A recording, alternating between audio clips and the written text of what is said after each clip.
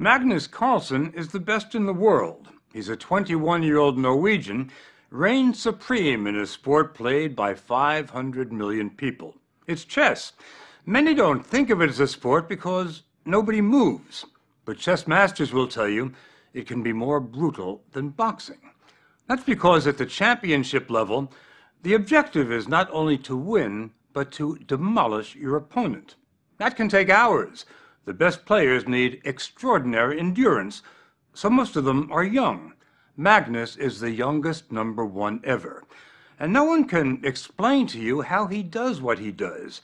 It seems to come from another world, which is why he's become known as the Mozart of chess. The story will continue in a moment.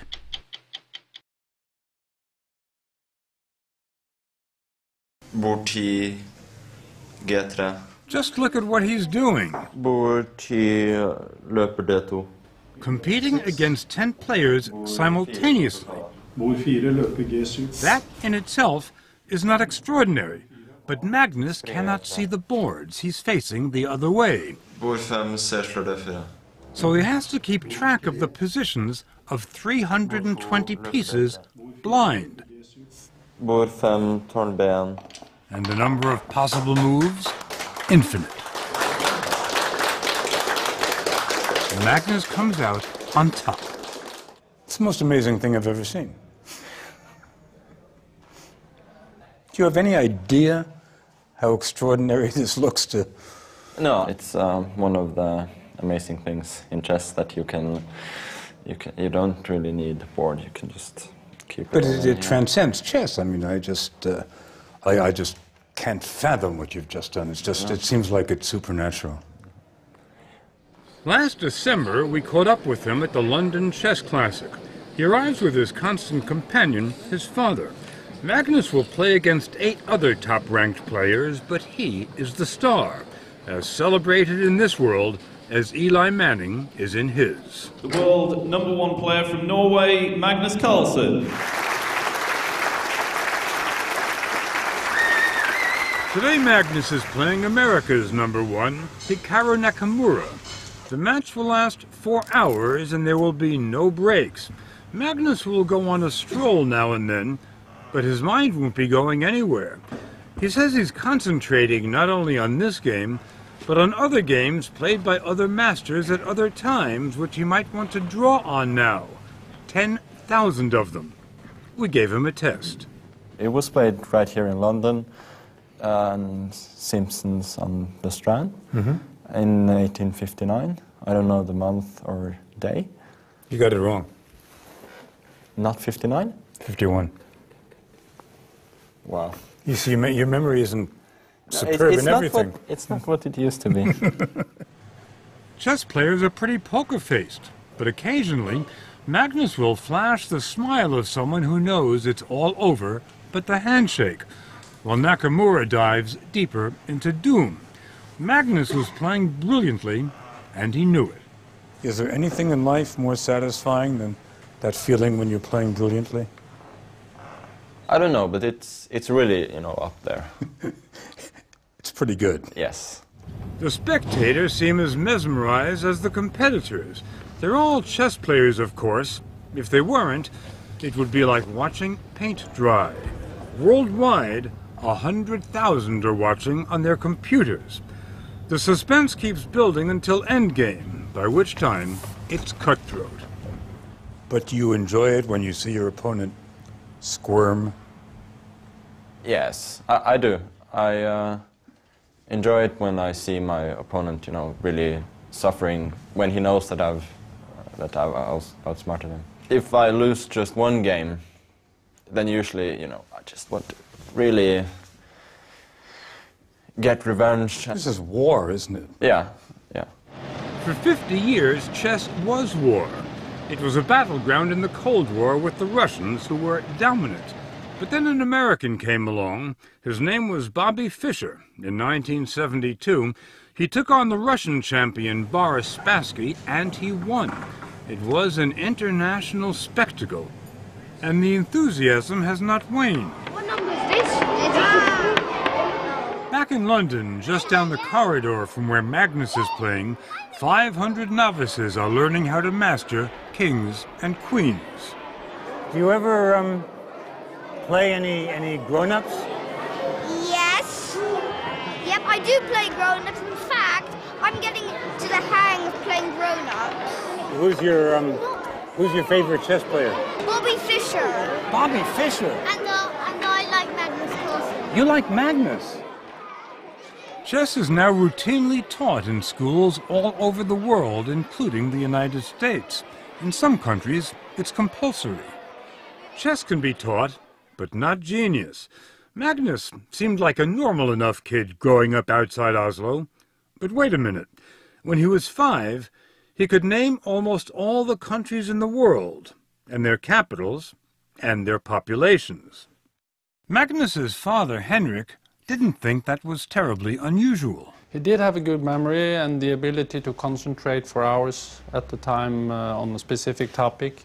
And he seemed to be interested in a lot of things, new things all the time. But I thought that was normal. What got him into chess? Sibling rivalry. His older sister started to play, so he wanted to beat her, which he did, quickly. Then he started winning tournaments. Before long, he became a celebrity, one of the first Norwegians to excel in a sport that did not involve snow. People lined up in shopping malls to play him. When he won, Magnus said it was just a game, no big deal. He couldn't understand why people were making such a fuss. Why this? All people want to talk with little me, you know. Magnus's parents took him and his sisters out of school for a year, rented out their house, sold their car. It was part holiday, mostly chess. They went to Reykjavik, Iceland, which is where Magnus took a leap into legend, when he was matched against Garry Kasparov, the Russian, considered by many to be the greatest ever. And how did Magnus prepare? By reading up. Kasparov kept the 13-year-old kid waiting for half an hour, and when he did arrive, he didn't even say hello. It was speed chess, the Formula One of the sport, a race against the clock. Kasparov started slow. Magnus started getting bored. I sat there for a few seconds and then I thought to myself, you know what, I don't know why he's thinking, but I know what my response is going to be anyway, so I'll just walk off and watch the other games. Kasparov had never played anyone so young, but he did not exude confidence or happiness, and he did not win. Magnus played him to a draw. It was a sensation. Kasparov left quickly. No nice game, kid. Nothing. How did Magnus react? Guess. He thought he had blown it. When I actually got the winning position, I had little time, I was nervous, and I couldn't finish him off. Why were you nervous? I was playing Kasparov. I was intimidated. You were intimidated by playing the world champion when you were already 13 years old? Yeah, go figure. It warranted a celebration, of course, and Magnus got to choose. Yes, I went with my family and had some ice cream at McDonald's.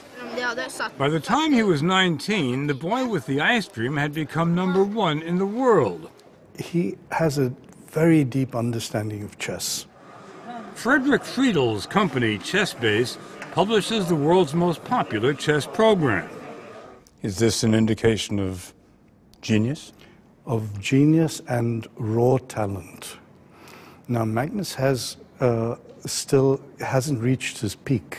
He hasn't really worked yet. I've heard him described as lazy, which I find quite extraordinary. I think that's an impolite term, but it's probably appropriate. Except when he's not. Magnus plays soccer whenever he can break away from the board. He's got a mean backhand, and he's moonlighting as a model. There's never been much money in chess, but Magnus is changing that. Sponsors are lining up to endorse him. He's making about $1.5 million a year. But it's a solitary life. Magnus is on the road 200 days a year now. Between matches, he is alone in his hotel room, getting ready for tomorrow's game. He works out almost every day, knows he can't concentrate, for it's often 7 hours unless he's in shape. Magnus says he wouldn't be able to tolerate this life if it weren't for his father, who's always there for him. When you travel with Magnus, what's your role? I'm a servant and a chess fan. You enjoy the games. Yes. And so, he says, does Magnus. Boy, when you look at him, when I look at him, enjoyment is not the word that comes to mind. It should. Maybe you have to compare it to a writer or a painter. I mean, probably if you see them at work, they're not smiling or having an easy time. They're exploiting their mind to the utmost, and the same with the chess players. But that level of concentration is not danger-free. A fair number of grandmasters have gone mad, which is what happened to Bobby Fischer in his later years. This was not an arrest. This was a kidnapping. It was all cooked up. Do you ever think about that? Yes, I do. You know, when I was watching the recent film about Bobby Fischer, I was thinking, you know, is this going to be me in a few years? I don't think that's going to happen, but you know, it made me think a little bit that, you know, I have to be aware of this at least. People have described you as the Mozart of chess. How do you react to that? Yeah, maybe, but was Mozart ever asked how he does this? I would be very impressed if he had a good answer to that, because I think what he would say is that it just comes natural to me. It's what I do. Which is what you say. Yeah.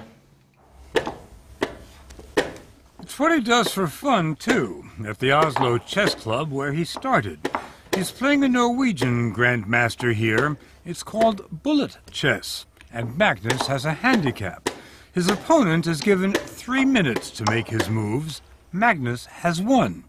It's just a friendly match, but Magnus always hates to lose, so he doesn't. Oh, where's he? You got him. Yeah, I got him.